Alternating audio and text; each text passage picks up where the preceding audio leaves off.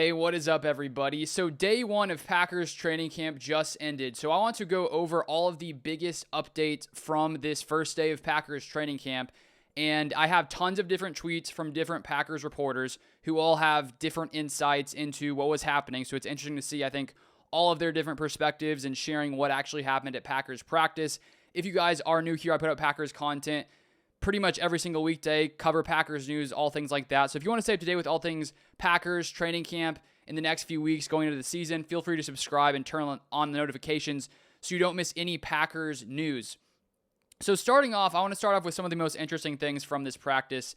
These are near the end, but I'll start with them because I think they're the most exciting, and then we'll get into the rest in sort of chronological order.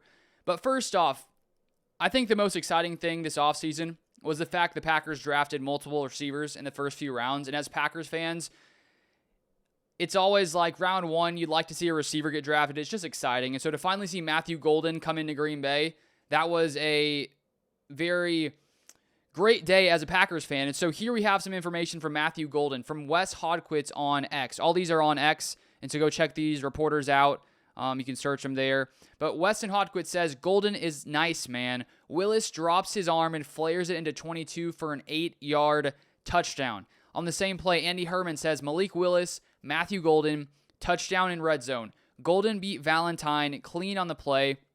Valentine batted it out, but after it was a confirmed catch and score. And finally, on the same play from Marquez Eversole, says, Matthew Golden, touchdown from Malik Willis on a laser.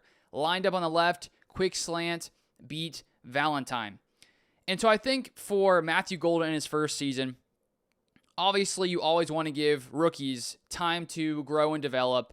But already on day one, people are noticing just how good Matthew Golden is. And I was watching a few clips from the period where they're not playing against the defense, just individual type drills from Love and the other quarterbacks as well. And you can just see Matthew Golden, his footwork, his quickness, his ability.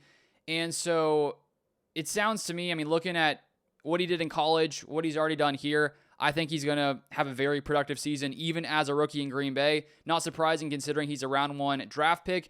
And then on the Packers' third round receiver, we have from here on X, Eli Berkowitz, who says, Savion Williams just levitated to grab a one-handed touchdown.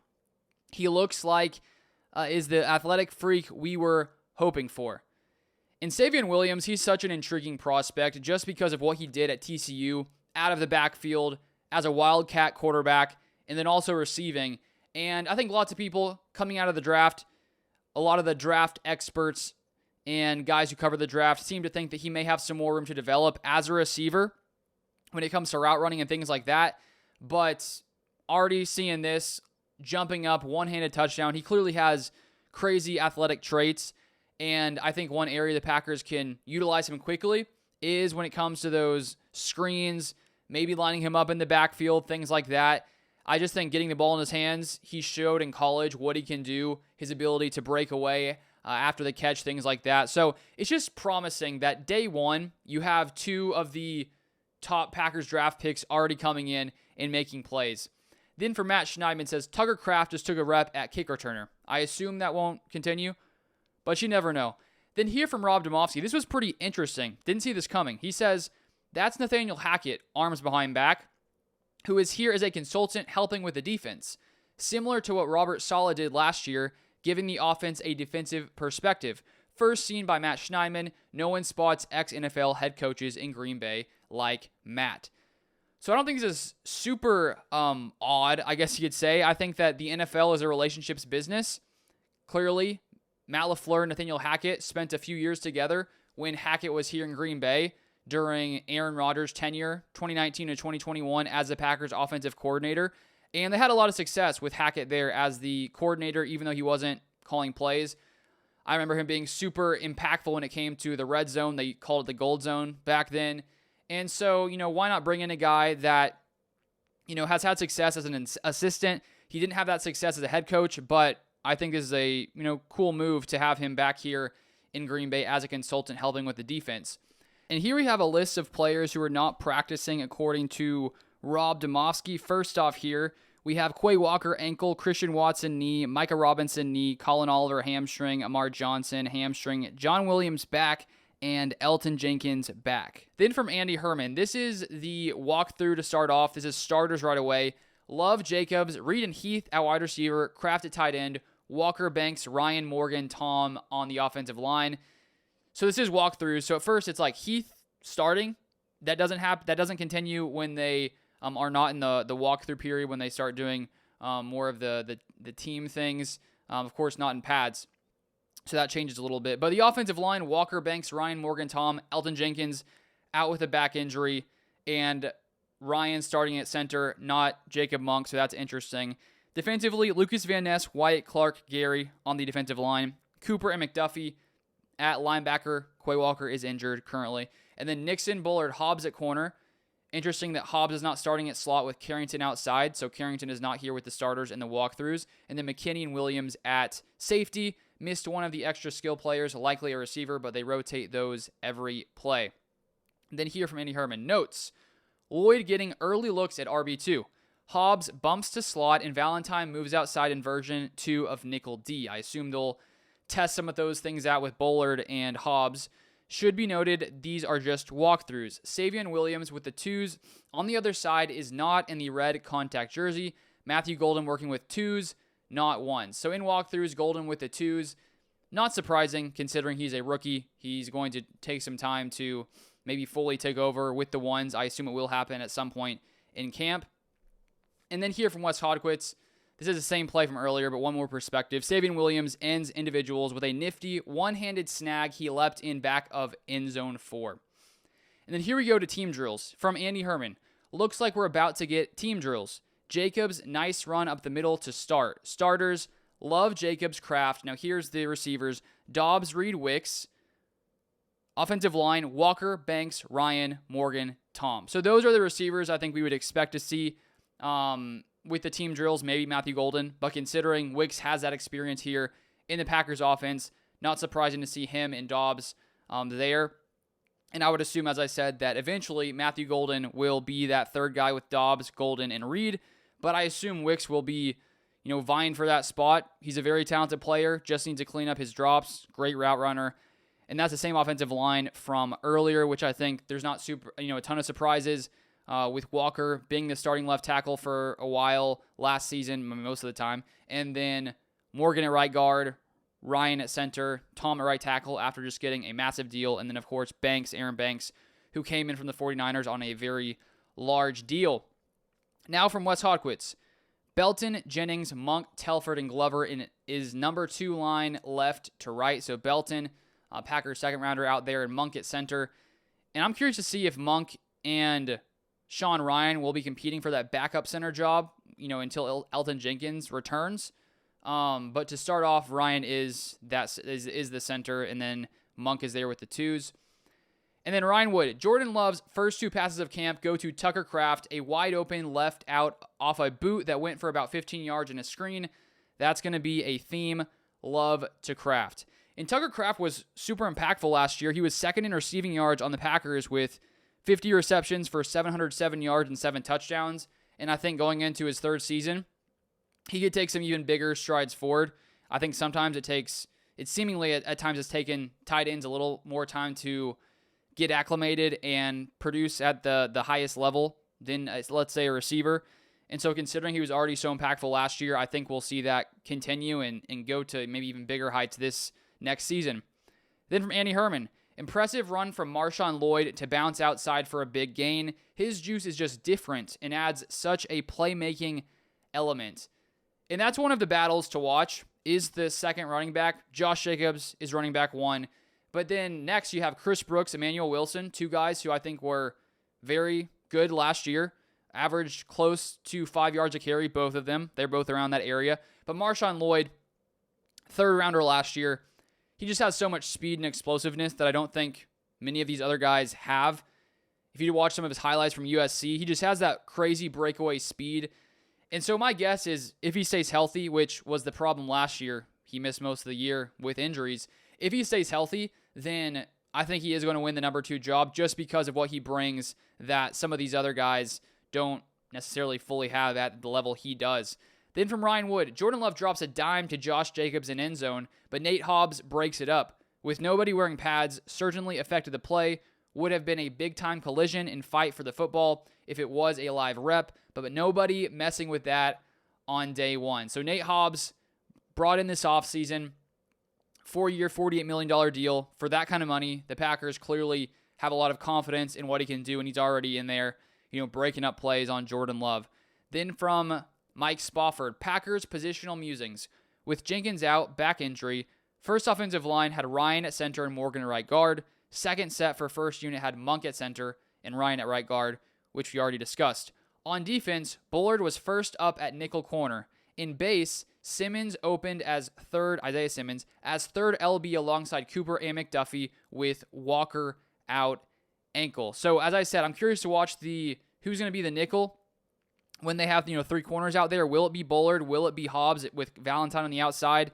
That's one to watch. And then Simmons, with Quay Walker out, Simmons is getting some more time here, and it could be that this is a year that Isaiah Simmons is able to maybe take some more steps forward. He was such a high draft pick back in the day, a few years back, 4 or 5 years back, but it sounds like being in Green Bay, they're focusing more on putting him at linebacker as opposed to trying to fit him everywhere, which may allow him to grow and potentially play some meaningful snaps for the Packers. And he was signed to a cheap deal, 1 year, $1.3 million deal. And so it won't take that much production for him to basically operate at a level where you're very happy with the value you got from him with his contract. Then here from Andy Herman, Golden now working with the ones, was with the twos in walkthrough. So already pushing up there. I assume that'll happen. I feel like he'll hold that spot going forward. I assume we'll see there going forward if he continues there. Then Ryan Wood, Brandon McManus, perfect on his first 3 field goals of camp. Extra point, 41 left and 38 right, which you would hope to see. He was very good last year and was brought back on a 3-year deal this offseason. And then Andy Herman, Isaiah Simmons all over a Josh Jacobs screen. As I said, again, if Isaiah Simmons could come in and start to play really, really good football, he could be a massive value from what the Packers paid him. Andy Herman, current OL with the ones. Morgan, Glover, Monk, Ryan, and Tom. So this is one of the positions where there's going to be a ton of battles. Left tackle, Rasheed Walker starting off there, but Jordan Morgan, first-round pick last year, is going to have opportunities. He only played right guard last year and unfortunately ended up getting injured. But with Rasheed Walker being in the final year of his deal, I think best case scenario for the Packers financially is Morgan winning the job because he'll be on his rookie deal for this year and the next 2 years. Where if Rasheed Walker wins the job and you don't think that one of these other guys is as good as him, in the offseason it gets a little complicated and you may have to pay him a lot of money. And so Morgan winning the job would, in the long haul, likely be cheaper. Then Glover left guard, Monk center, Ryan right guard, and then Tom at right tackle. So they're testing out different things. Then for Matt Schneidman, Xavier McKinney's first interception of 2025 comes on a love shot to the back right corner of the end zone, intended for Wicks, but McKinney came down with the jump ball and gets mobbed. I think it's always interesting at camp because on the one hand, it's like, oh no, Jordan Love threw a pick, which I'm not really concerned about training camp interceptions, especially when you've already seen a lot from a certain player. Now, if it was year one starting for Love and he's throwing a ton of picks, part of you goes, oh gosh, is this a sign of what's to come? And of course, Love has thrown a good amount of picks from time to time. He at times can make bad decisions, but I'm not concerned with interceptions in training camp. Quarterbacks throw them all the time. They're willing to take more chances and sort of see what they can get away with. So I'm not that concerned. But Xavier McKinney, one of the Packers' best defensive players, if not the best. And so it's not surprising to see him come in there and pick off Jordan Love. Then Ryan Wood. Jordan Love with a fastball to Romeo Doubs on a left out to convert 3rd and 6 for 11 yards. Doubs beats Javon Bullard to the left sideline. It's a big year for Romeo Doubs. Final year of his contract. Same with Christian Watson. Final year of his contract. Jaden Reed could get a extension after his 3rd year this offseason. And so there's going to be a lot of competition here. And how Romeo Doubs plays this season will greatly impact the deal he gets, whether with the Packers or somewhere else in free agency. Then from Wes Hodquist, catching punts today are Reed, Nixon, Hardman, Doubs, Golden, and Wicks. A lot of different talent there, speed-wise. And then from Ryan Wood, necessary disclaimer, they're not wearing pads yet, but Isaiah Simmons flashed the speed that once made him a top 10 pick, closing on Josh Jacobs instantly to hold the Packers running back for a 2-yard gain on a quick screen. Awfully impressive athlete. That may be a takeaway from the same play that Andy Herman saw. Maybe it's a different one. Not fully certain there. But Isaiah Simmons, I think there's a lot of potential there. When you're a top 10 pick, clearly teams saw something. It hasn't panned out so far, but maybe it works for him in Green Bay. And then a few more here. Andy Herman, Willis comes back with a touchdown to Hardman on the next play. That is after initially Willis throwing the touchdown to Matthew Golden. So Malik Willis playing really well, seemingly. He's in the final year of his deal here in Green Bay, and it may be too expensive to keep him as a backup after this season. And I really feel like he has a potential now to be a starting quarterback. We saw how good he was filling in for Jordan Love, and the Packers barely skipped a beat. So I really like Malik Willis, and I think he honestly could be a starter in the NFL, and that could happen next offseason. Andy Herman, Colby Wooden, and Barron Sorrell help collapse the pocket around Willis for a would-be sack. So there's a lot of uncertainty at the Packers with the edge rushers just when it comes to consistency. And if Barron Sorrell can come in, 4th-round pick from Texas, and produce and become, even in year one, a guy that you can rely on for 20 to 30 snaps a game, maybe even more if he plays better and better, that would be awesome and be massive when it comes to this Packers defensive line. Then Ryan Wood. Jordan Love bounces back from earlier pick, throwing 6-yard TD to Chris Brooks on a Texas route. Follows with a 4-yard TD to Romeo Doubs on a slant. Missed Tucker Kraft for TD on the left out. Hit 3-yard touchdown to Josh Jacobs against Isaiah Simmons. High throw, but Jacobs went up at goal line and got it. So Jacobs beats Isaiah Simmons there. But Love's a great quarterback. He has some things to improve on, but we all know just how talented he is and the upside he has. And so it seems like he's making a lot of nice plays there. Then a couple to finish off. Bill Huber says practice ends with Clifford TD to Johnny Lumpkin. And then Matt Schneidman says drill sergeant Josh Jacobs running the defense through push-ups after offense comes out on top. So that is the updates for today. If you want more updates tomorrow, feel free to subscribe. You can also check this out on the podcast platforms as well if you're into Spotify, Apple, all that kind of stuff. You can also follow me on Twitter for more updates. Also Instagram, to search Sideline Scoop. You should be able to find it with my logo and things like that.